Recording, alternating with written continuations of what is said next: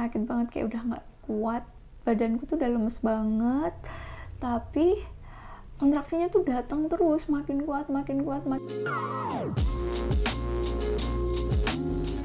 Proses pemasangan kateter, dan itu pertama kalinya, so weird. Dokternya udah profesional banget ya, jadi bener-bener mulus banget ya, agak-agak karena suruh relax, jadi ya agak kerasa tapi enggak sakit sih. Masalahnya adalah kalau mau pasang kateter itu pipis dulu, karena nggak enak banget dipasang kateter pas kebelet pipis. Sebenarnya aku tuh waktu itu udah izin sus, saya mau pipis dulu, tapi kata susternya nggak usah mbak, ini nanti dipasang, nanti air seninya bisa langsung keluar gitu. Dan nggak segampang itu. Rasanya tuh gimana ya, nahan pipis, kayak mau dipipisin takut ngompol. Kalau nggak dipipisin tuh pokoknya nggak enak banget, dan baru ngerasa kalau pipis itu adalah sebuah kenikmatan. Nah, setelah dipasang kateter itu, tiba-tiba aku tuh ngerasa kayak mules-mules gitu. Jadi beberapa kali dicek, karena aku tegang, bayinya itu memang detak jantungnya lebih cepat. Kata susternya, Bu, jangan tegang ya, karena ini bayinya jadi ikutan panik, detak jantungnya cepet banget, jadi ibu santai aja, relax aja. Tapi gimana mau relax ya, aku tuh bener-bener yang aduh, habis ini aku bakalan gini something gitulah, pokoknya pikirannya banyak banget. Setelah itu datanglah yang namanya kontraksi. Jadi aku bener-bener ngerasa kayak kontraksinya tuh kayak udah berapa detik sekali ya, karena aku punya aplikasi kontraksi. Aku pakai aplikasi itu, jadi kalau datang itu bener-bener aku tuh sampai pegang tiang infus tuh sampai udah, mana aku lagi puasa harus ngeluarin tenaga yang segitunya gitu. Kalau pas lagi kontraksinya datang tuh kayak itu bener-bener, awalnya aku masih bisa senyum, kayak nerapin teorinya bidan Yesi. Kalau kontraksi senyum, atur nafas, senyum, aku masih bisa tuh. Tapi makin jam 11-12 itu makin kenceng yang intens, dan itu udah kayak aku kayak kehabisan tenaga gitu loh, udah lemes, capek. Tapi kalau pas datang ya mau nggak mau tubuhnya tuh kayak tegang semua, dan kayak sebenarnya mau dinikmatin tapi udah nggak bisa menikmati gitu loh gelombang cintanya itu. Pas aku nggak kuat banget, aku nyuruh suamiku untuk bilang ke susternya kalau aku tuh udah kontraksi, dan jujur aku masih berharap banget bisa lahiran normal. Harapannya simpel sih, kalau lahiran normal aku bisa langsung beraktivitas, bisa langsung ngurus bayiku sendiri, nggak ribet, nggak harus bed rest. Tapi kata susternya nunggu dokternya ya gitu, katanya mau dicek setelah dokternya datang, dan katanya dokternya datangnya habis duhur. Jadi aku masih tahan-tahanin ada sejaman gitu nungguin dokternya. Habis duhur atau pas habis Jumatan itu, aku udah kayaknya ini kayak penasaran gitu loh, ini tuh udah bukaan berapa, karena udah sakitnya tuh bener-bener yang sakit banget, Masya Allah. Dan ternyata dokternya itu datangnya 2:30. Begitu datang dibawa ke ruang operasi, jadi kayak sekarang operasi nggak dicek dulu. Terus aku nanya tuh di sepanjang jalan, tanya sama mbaknya, mbak tolong dicek dulu dong, siapa tahu masih bisa lahiran normal nih, aku udah kontraksi dari pagi. Oh iya mbak, nanti bakalan dicek dokternya nanti di dalam gitu. Nah, aku udah langsung suruh lepas baju. Oh iya, sebelum operasi sesar itu harus nggak pakai perhiasan, jadi semua perhiasan itu dilepas. Terus semua bulu-bulu kita bersihkan benar-benar sampai bersih, dan kita masuk ruang operasi. Saat itu pas pandemi, jadi aku masuk sendirian, suami nunggu di luar. Rasanya tuh kayak ya udah deh, aku bener-bener berjuang sendirian, padahal sih pengennya gitu ya ditemenin suami. Tapi ya udah, akhirnya aku masuk, nunggu di ruang apa ya, kayak ruang kosong kayak gitu. Katanya nunggu ruang operasinya disiapin dulu. Sambil nunggu itu aku tuh udah teriak-teriak, udah kayak zikir terus, teriaknya tuh zikir gitu loh, astagfirullahaladzim, astagfirullahaladzim, sakit banget kayak gitu. Tapi emang bener-bener sakit banget, kayak udah nggak kuat, badanku tuh udah lemes banget. Tapi kontraksinya tuh datang terus, makin kuat, makin kuat, makin kuat. Itu aku nunggu sekitar 15 menit sebelum masuk ke ruang operasi, tapi tuh kayak rasanya lama banget. Setelah 15 menit akhirnya aku didorong masuk ke ruangan kayak lorong pintu berlapis-lapis, akhirnya masuk di ruang operasi. Ruang operasinya itu clean banget, cuma ada bed aku dan lampu besar. Tapi pas aku masuk diposisikan, kemudian keluarlah banyak alat-alat. Kebetulan perawat-perawat yang ada di ruang operasi itu semuanya cowok. Kayak waduh kok cowok gitu, tapi ternyata mereka inilah yang membuat ruang operasi itu nggak ada serem-seremnya sama sekali. Jadi aku tuh ditanyain terus, mereka itu nyiapin peralatan, dan beberapa mereka ada yang bersiap buat anestesi aku. Di situ dokter anestesinya udah ada.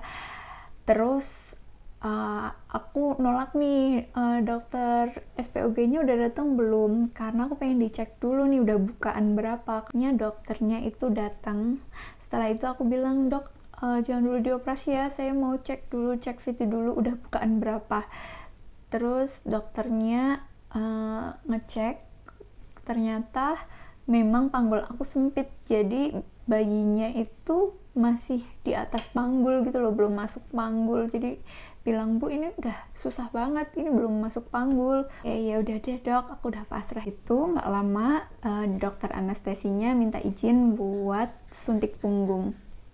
Nah sebelumnya tuh aku udah chat sama teman-teman aku, katanya itu sesar itu sakit banget. Bahkan nggak ada yang bilang sesar nggak sakit, mereka bilang sesar sakit banget, apalagi pas disuntik punggungnya. Bismillah, aku dipeluk sama suster perempuan, dia bilang jangan ditarik ya bu, tahan gitu. Kemudian aku kerasa tuh kayak punggung aku disemprot gitu, cos kayak gitu. Terus agak beberapa detik baru injeksi masuk. Aku ngerasa nggak ada sakit-sakitnya, kok bilangnya sakit gitu, alhamdulillah gitu. Pas aku tanya, udah mbak? Iya udah gitu. Aku langsung disuruh berbaring, dibiarkan ada beberapa menit. Terus kakiku ditepuk-tepuk mungkin, tapi aku udah nggak kerasa apa-apa. Rasanya tuh kayak ya semutan, terus udah nyaman aja gitu. Nggak lama dicek, nggak tahu ya mereka ngeceknya gimana, karena aku nggak kerasa sama sekali. Jadi aku dibius separuh gitu, separuh badan, dan perawat-perawatnya bilang berdoa. Nggak lama aku tuh cuma kayak denger, nggak kerasa sih, badanku bener-bener nggak kerasa diapa-apain. Jadi kayak cuma denger ranjangnya itu berdecit gitu loh, kayak di krek krek krek krek krek. Cuma aku denger aja sih, aku nggak lihat. Dan nggak lama terdengarlah suara anak aku, dia nangis, langsung nangis kenceng banget. Tuh aku tuh kayak ngerasa campur aduk bahagia, terharu, kayak nggak percaya, beneran tuh anakku udah lahir, beneran aku jadi ibu, kayak gitu. Dan saat aku nangis nih, tiba-tiba aku tuh sesak napas. Terus aku bilang sama perawatnya, ini kok aku sesak napas ya gitu. Terus posisi aku dicek terus itu oksigennya, nggak tahu diapain gitu, kayaknya oksigennya dikencengin atau gimana gitu. Disuruh jangan nangis bu, relax aja, relax gitu. Dan setelah itu anakku dibawa ke ruang peri. Aku cuma dengar suaranya aja. Itu yang lama itu adalah proses jahitnya. Cuma prosesnya itu bener-bener aku enjoy, karena perawat-perawatnya itu yang jahit itu ngajakin ngobrol terus, dan mereka tuh bercanda satu sama lain gitu loh. Jadi kayak bener-bener apa iya ini operasi, alhamdulillah ya nggak seserem yang aku bayangin gitu. Mungkin proses jahitnya itu ada sekitar 1 jam. Setelah itu aku didorong ke ruang recovery. Jadi di situ cuma ada mbak-mbak administrasi di ruang recovery. Terus aku coba komunikasi sama mbak-mbaknya. Yang aku rasain setelah operasi itu adalah lapar banget. Aku benar-benar lapar, pengen makan, karena udah puasa, ngerasain kontraksi yang masya Allah dahsyat banget. dan itu udah sore, itu udah mau maghrib gitu. Aku nanya sama mbaknya, mbak di ruang recovery itu berapa lama? Katanya biasanya tergantung sama perawat bangsalnya, nanti dijemput kayak gitu. Terus aku, wah mbak bisa nggak ya diteleponin perawat bangsalnya? Terus katanya mbaknya itu udah bilang kalau pasien atas nama aku itu udah boleh dijemput gitu. Sekitar 40 menit di ruang recovery, dijemput sama perawat bangsal, keluar dari ruangan operasi. Pas aku keluar, disambut sama bude dan tante aku.